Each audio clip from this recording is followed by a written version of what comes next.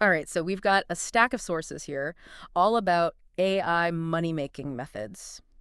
Okay. And it looks like we've got kind of a mix of, like the hyped up YouTube tutorials Yeah. and then some stuff that looks into like the actual economic landscape and how that all plays in. Right. So it seems like you're intrigued by the possibilities, but maybe also a little bit skeptical.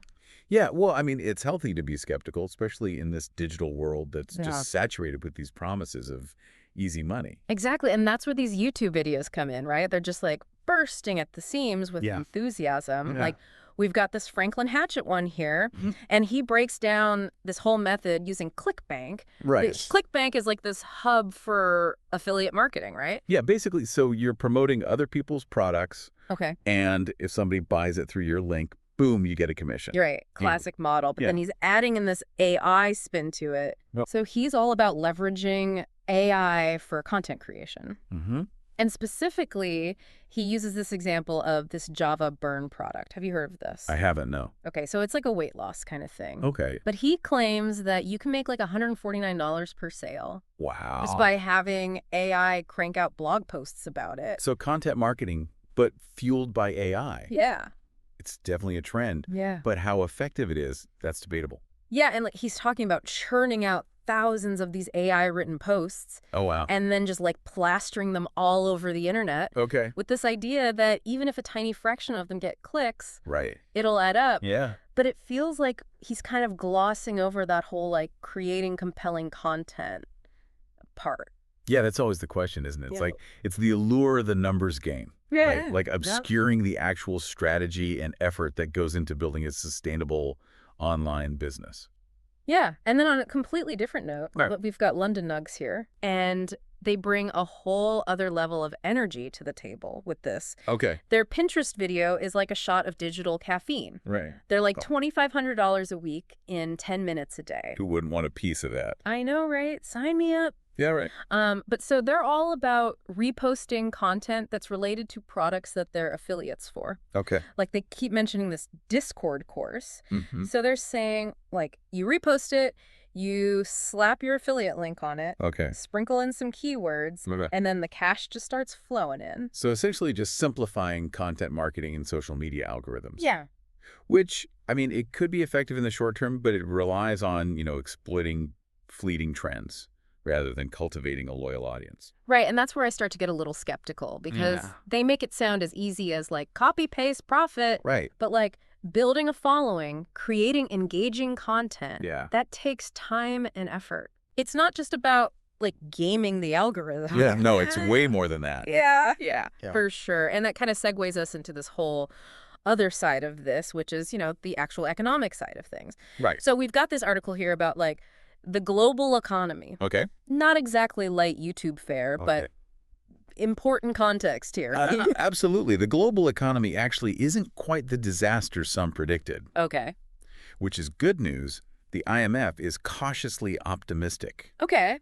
projecting, steady growth. Okay. So not all doom and gloom, but cautiously optimistic. There's always a but coming, right? Right, exactly. They're highlighting these ongoing supply chain issues. Right. Inflation continues to be a pain point. Of course. And then, geopolitical tensions aren't going away anytime soon. Yeah, the world feels a little shaky right now. Yeah. So how does this tie back to AI and like the whole making money thing? Well, it's all about understanding the context that these YouTube narratives are playing into. Right. When the overall economic outlook is uncertain, Right. those get-rich-quick schemes become even more tempting, Right. but also potentially riskier. Yeah, because when times are tough, an easy butter just sounds very appealing. Yeah. Even if, like, deep down, it's probably too good to be true. Absolutely. And that's where, the danger of oversimplification comes in. Okay. Take affiliate marketing. All right. These YouTube examples make it sound like this gold rush. Right. But the reality is it's a business. Right. It's not a magic trick. So it's more about, like, building a real business than it is just letting AI Exactly. work its magic in the background. Precisely.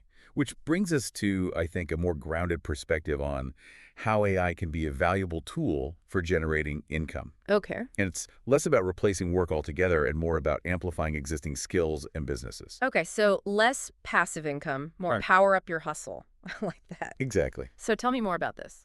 So that How to Make Money with AI article you shared. provides a useful framework here. Okay. It emphasizes that AI is a tool, Right. not a replacement. Yeah. So take content creation, Okay. tools like Jasper or ScaleNut.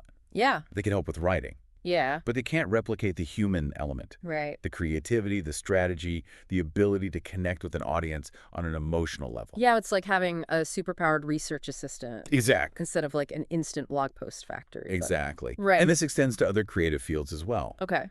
Freelancers can use AI to boost their efficiency, Okay. like AI-aided editing for videos or graphic design tools like Canva. Right. Even music production is being revolutionized by AI. Music production too. Oh, yeah. That's wild. I've heard about like AI composing music, Right. but how is it being used by like actual producers? Yeah. Are Well, there any examples? imagine being able to isolate vocals from a track with incredible precision, or using AI to generate these unique soundscapes that would have taken hours to create manually. Wow.